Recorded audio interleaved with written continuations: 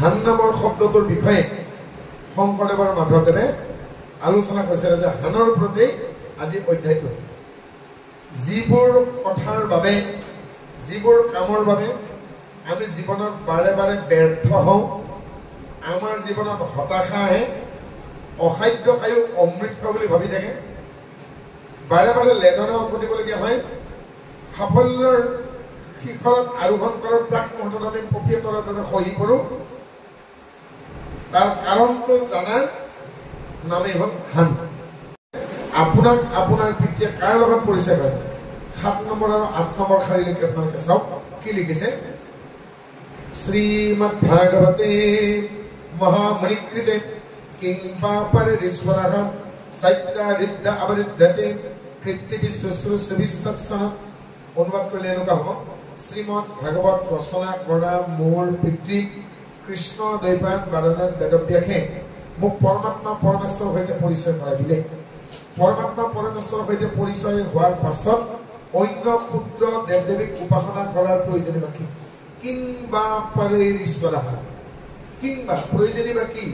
পৰৈৰীশ্বৰঃ পৰৈৰীশ্বৰ শব্দৰ অৰ্থটো হ'ল পৰমেশ্বৰ শব্দৰ বিপৰীত শব্দ অৰ্থাৎ ক্ষুদ্ৰ দেৱ দেৱী এয়া পৰমেশ্বৰ পৰমাত্মা আৰু সিফালে উভত ফালে পৰৈৰীশ্বৰ অৰ্থাৎ পৰমেশ্বৰ পৰৈৰীশ্বৰ দিন ৰাতি উষ চাপৰ গোল চাপটা বিপৰীত শব্দ নহয় জানো পৰমেশ্বৰ শব্দৰ বিপৰীত শব্দ হ'ল পৰৈৰীশ্বৰ প ৰ ঐকাৰ ৰ দীৰ্ঘ ঐকাৰ তালুক শৈবস্ব ৰ অৰ্থাৎ ক্ষুদ্ৰ দেৱ দেৱী ইংৰাজীত ক'ব গ'লে ডেমিগডছ এখেত ভাইচ প্ৰিন্সিপাল এখেত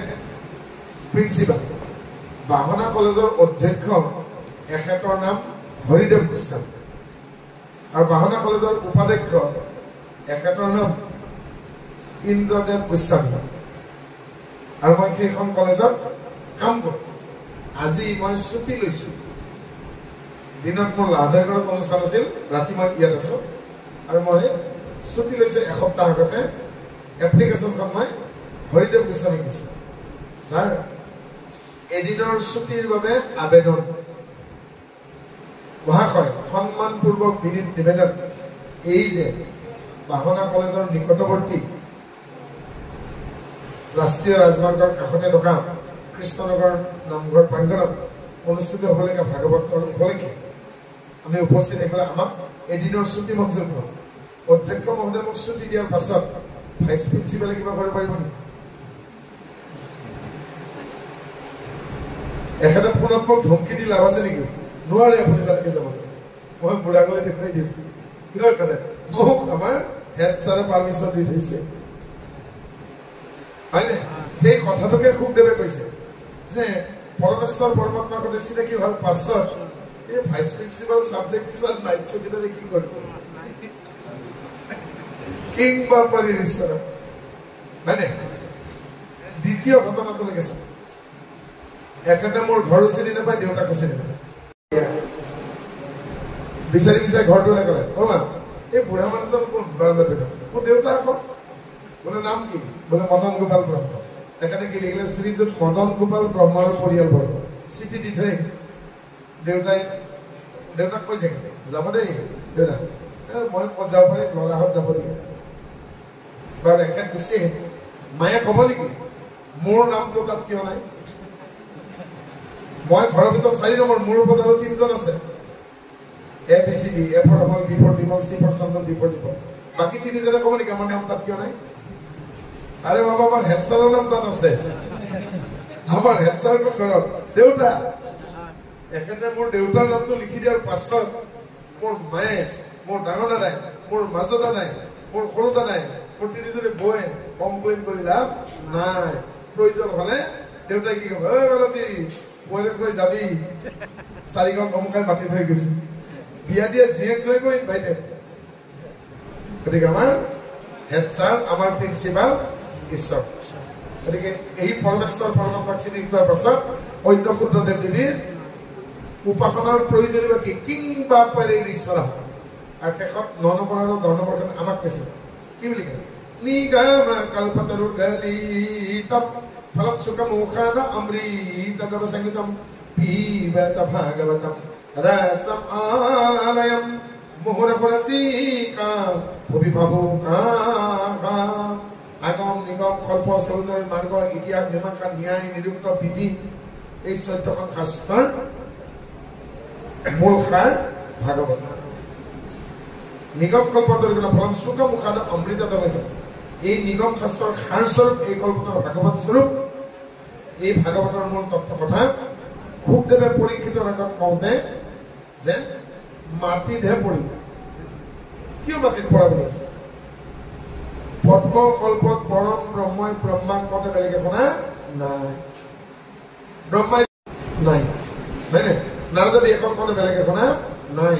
দেহে খুব কওঁতে বেলেগ শুনা নাই কিন্তু খুবদেৱে মৃত্যুৰ বাবে অপেক্ষা কৰি থকা গংগাৰ পাৰত নিয়মনে বহি থকা পৰীক্ষিতৰ মনৰ সন্তাপ দূৰ কৰিবলগীয়া সংশয় দূৰ কৰিবলগীয়া এই ভাগৱতৰ তত্ত্ব কথা কওঁতে সাধাৰণ হালোৱা সজোৱা ৰণোৱা বনোৱা ৰোৱনী ৰাৱণী সাধাৰণ মানুহ শুনিবলগীয়া পালে সেইকাৰণে কি বুলি ক'লে মুখে ভূমিত ভৈলাবি দিয়ে একেটা লগতে আবৃত্তি কৰিছে অৰ্থাৎ খুবদেৱৰ মুখেৰে ওলোৱা অমৃতখিনি যেন মাটিত পৰিল অৰ্থাৎ সাধাৰণ মানুহে পালে আৰু শেষত আমাক কি বুলি ক'লে পিবত ভাগৱতম ৰসম আলয়ম মুহুৰহু ৰসিকা ভুবি ভাবুকা হে ভাবিব পৰা সকল যদি ভাবি ভাবি ভাৱনাৰ অন্ত পাইছা তেতিয়াহ'লে এই ভাগৱতৰ ৰসৰ ৰসৰা পান কৰা বুলি কৈছে ৰসম আলয়ম ৰস মানে ৰস আলয় মানে ঘৰ ৰসৰ ঘৰ ক'ত আছে বাৰু গছৰ ডালত ওলমি থাকে গছৰ কোলমত থাকে কি বাৰু মৌবাখনৰ ৰস নাথাকে জানো মৌবাখন কেনেকুৱা বাৰু আপোনালোকে বুঢ়া মানুহবিলাকে জানিব যেতিয়া দৰা আহে আগতে হেঙাৰ ধৰে গাই হ'ল গৰ্ভিনী মধুধ মিঠা ষোল্লশ গোপিনী এখন পিঠা আগতে দৰাক হেঙাৰ ধৰে যেতিয়া গাই বখনীয়া হয় তেতিয়া গাই গাখীৰখিনি মিঠা হয় তাতকৈও মিঠা সেই মৌবাহৰ মৌখিনি মৌবোৰে মৌমাখিবোৰে অতি কষ্ট কৰি ফলবোৰ ৰস মই নিজৰ পৰা আনি পেলাই মৌবাহখন যেনেকৈ বনাই মৌচাকত মৌবোৰ থয় সেনেকৈ পুৰাণ উপনিষদ বেদান্ত এইসমূহৰ পৰা ৰসবোৰ আহৰণ কৰি এই ভাগৱত নামৰ মৌচাকখন ব্যাসদেৱে তৈয়াৰ কৰিছে ৰসম আলম